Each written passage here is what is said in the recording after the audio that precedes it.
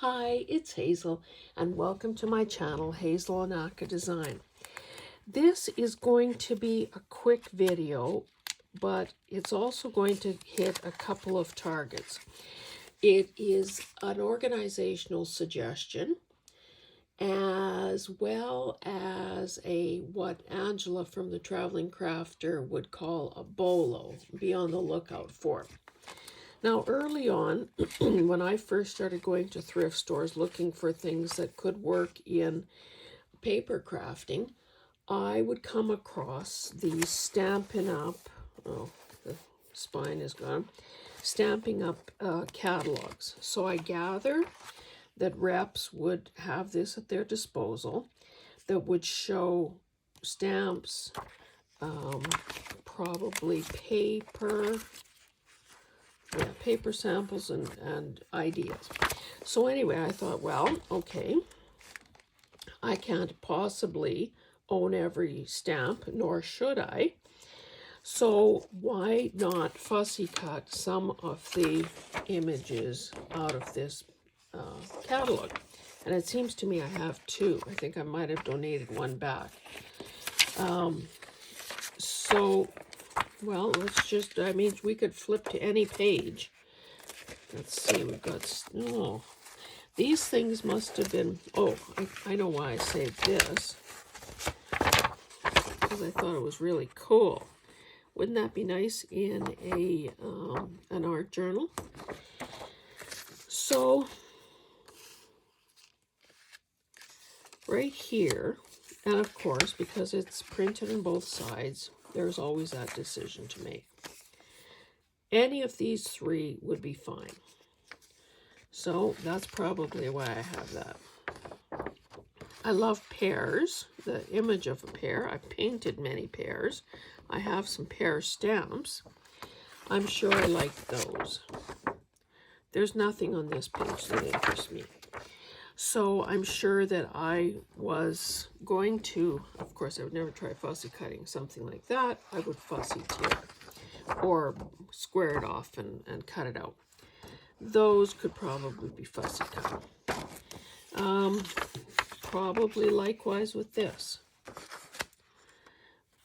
Same thing with those flower images, or maybe these would be easier to deal with.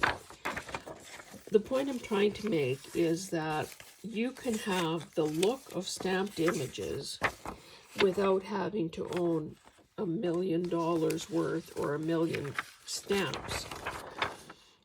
How cute are those? Those look like they could just about be inchies, or they could be corner decorations. So let me put that over there with that one. I love the, and I have a couple of lip stamps. So again, I'm not going to go through every page. And of course, some of these stamps I actually now own. For a girl who likes purple, of course, this is beautiful. This sort of subtle pattern, as well as these more graphic things. I should put that with my purple journal. Okay, so that is what I wanted to say about this. And again, as projects change, look at those. See, I haven't looked in this for a long time. I thought I saw somewhere that this is 1990 to 2011. So I guess they don't do it annually. Who doesn't love typewriters? I can't get enough typewriter images. So revisit, or don't bypass this the next time you're in a thrift store, because if you can get it for $1 or $2, you've got fussy cutting till the cows come home. And for those of you non-farm people, that means a really long time. Look at all of these. My daughter loves that pukey green. Sometimes I show her something, or send her a picture of something I found next to her. Not pukey enough. Okay. So, again, between some layout ideas, some some images that would just be cool to decorate, you know, cards or whatever. This is a nice page as well. Anyway, I'm not using this. Oh, here's the cover. I'm not using this to its full advantage by the looks of things. So it's another one of those things that I just came across again in my exploration of my space and my stuff. So I wanted to share that with you. And the other thing, and this is where the organizational bit comes in handy, okay, we all think we're organizing. We all attempt to organize. But then we find better systems, or our needs change, or we get too much stuff, or.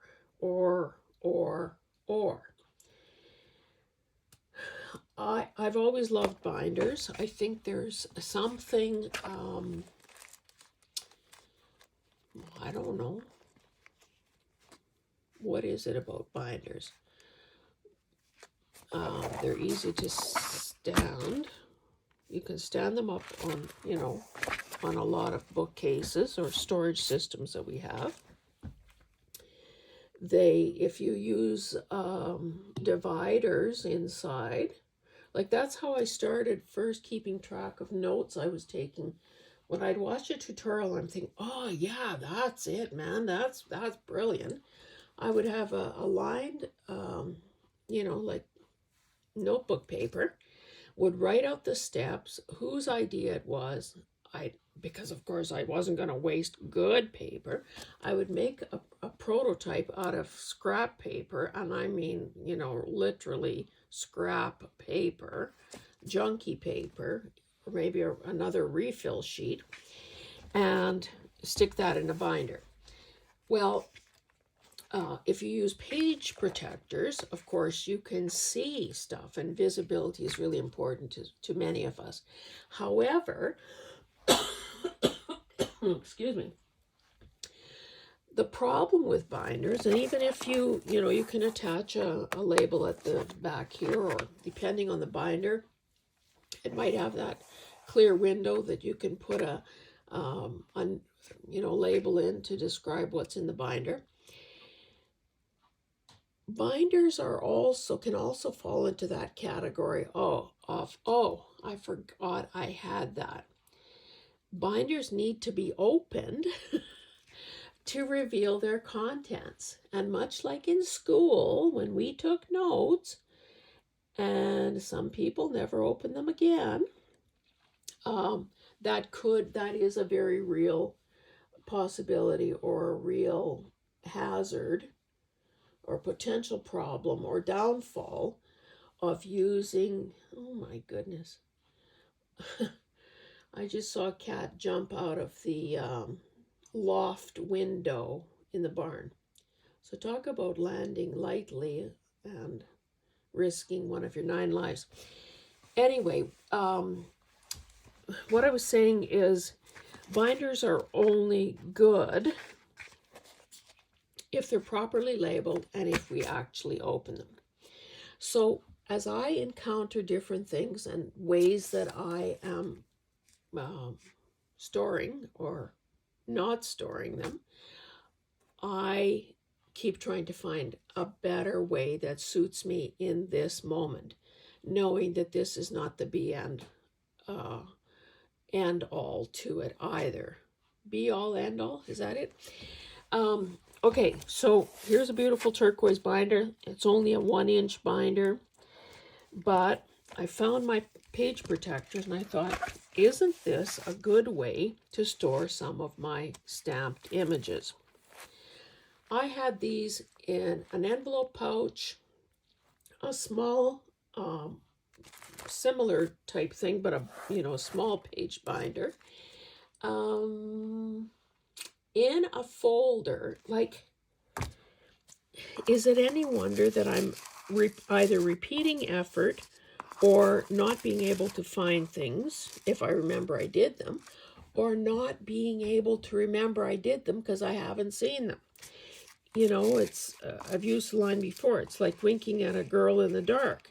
may make you feel good, but she has no idea it's happening. So sometimes we make these things. Like, look at this. Wouldn't this be cool in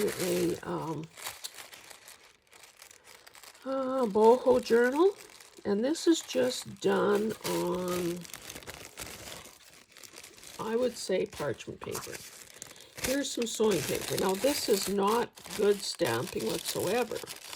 However, I didn't ball it up and throw it out because this would make a great background on something. So because I know that ink likes to transfer onto plastic, I put a sheet of paper there to protect that. And as I was moving stuff into this binder, I found that I had some strips. So I'm not throwing those out either because they're great. So I'm not going to go into detail as to what's here. I'm just going to show you that this is sort of an Art Nouveau thing I have. These are postal ones. For the longest time in the beginning, I was seeing people with these postal stamps. I thought, I must get postal stamps. And it was, it became a mission. So then I had postal stamps. Now, I'm sure I have many more since I did this. But again, forgot I did them. Didn't have them in an accessible place where I could flip through and say, oh, you know what? I would really like a postal stamp. And some of you may be wondering, well, why is she doing this in the first place?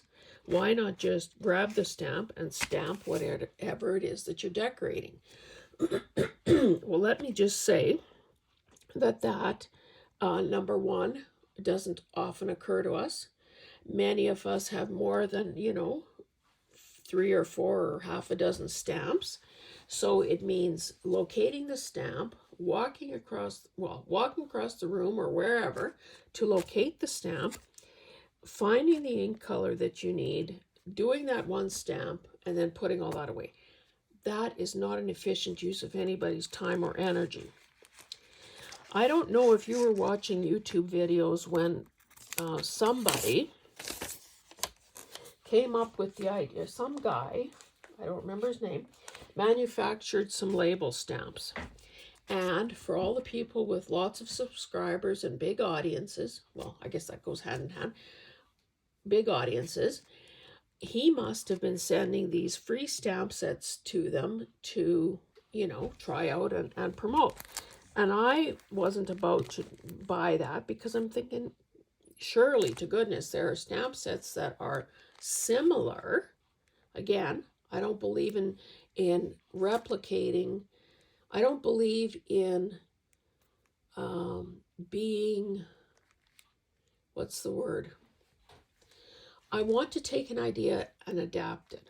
I want to prove to myself, and perhaps to you, that you can adapt an idea to what you already have, or what you can get more economically, or whatever. So you can see that I stamped a number of things. So this is an old Sears catalog order form. Not sure what that is. This is paper that I obviously dyed. And a blue-green combo is quite nice. This is some cardstock. So these are labels. And I, in the same category, sort of put these sort of things that are basically an outline of some sort. These, now I hope you can see, these are sort of the flowers. Some of these pieces are on vellum. And vellum, of course, is lovely to stamp on. You can see some of the Tim Holtz ones there. And again, the peony that I love so much is there. This, now I probably don't have much in the way of leaves because of all the tree journals I did, but here would be a section on foliage or leaves. This is a wood-mounted stamp that I have. I love it because, and it's old. It's probably, 25 years old. It's got a face, it's got numbers, it's got postal type things, it's got ornate scrolly stuff. So this is sort of where I have some feminine stuff. So I think I have some lips, like from kiss marks. I have some feminine faces. I have some high heels, stuff like that. Here, these, and again, they're all bunched up. I'm not going to take the time to show you what else here, but they are either little borders like this, or they are sort of abstract. So swirly things, this kind of a thing. And you'll notice that I stamped some on book page. So tissue paper, napkin, the backings of napkins, parchment paper, vellum, book page. You can stamp on practically anything that your hand, the back of your hand. In this one, I've got birds, feathers, and eggs. Because, like, what came first, the chicken or the egg? And again, some of these are really poorly stamped, probably because I wasn't that good at it.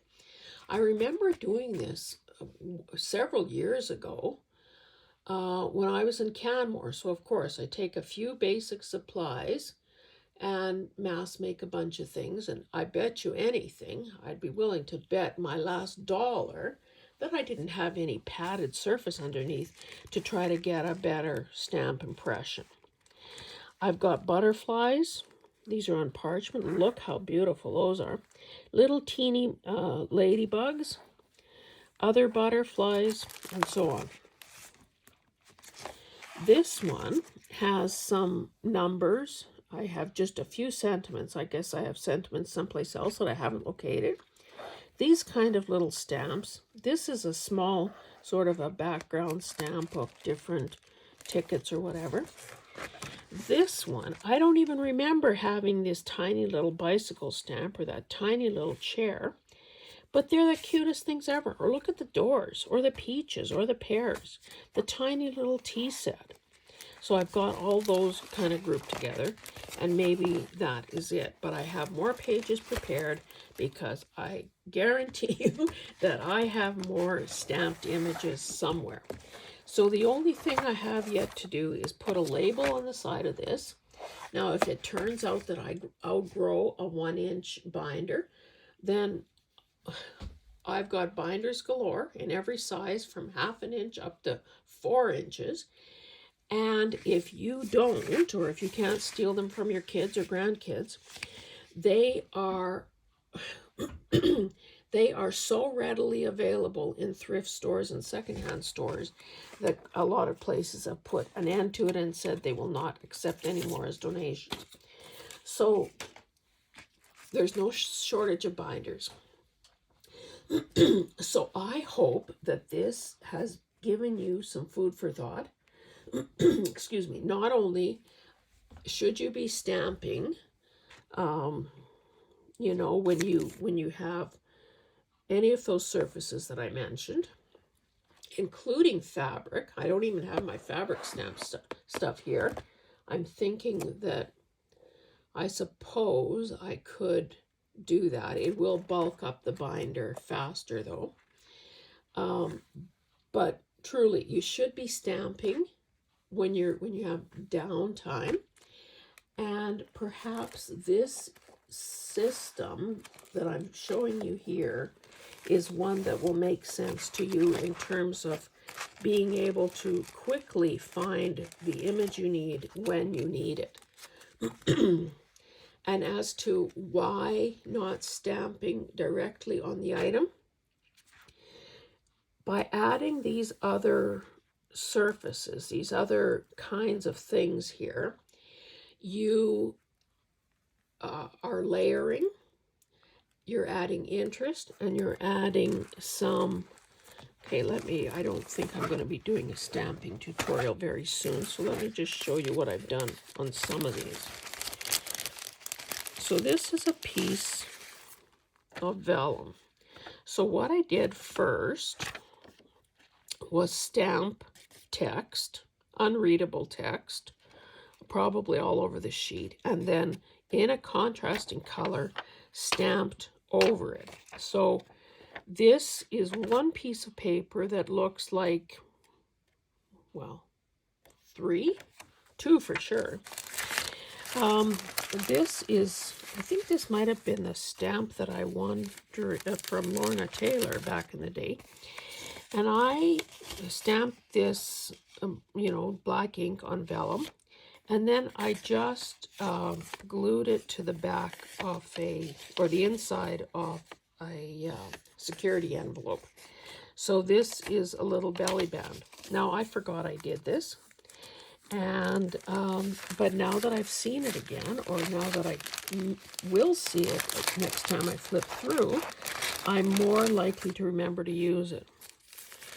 I think this colored stuff, colored vellum, might have come from a wedding invitation kit. So